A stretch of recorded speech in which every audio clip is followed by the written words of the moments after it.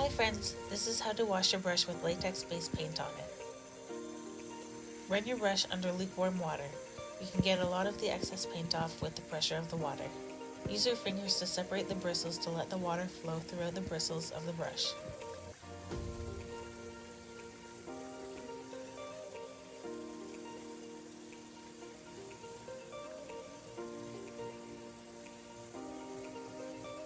Make sure to repeat on both sides of the brush as necessary.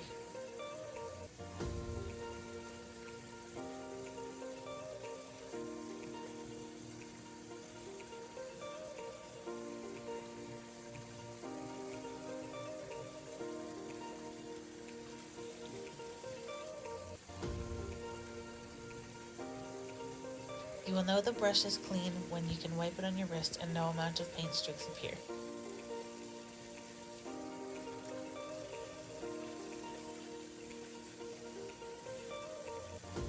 Follow for more DIY paint tips from a pro.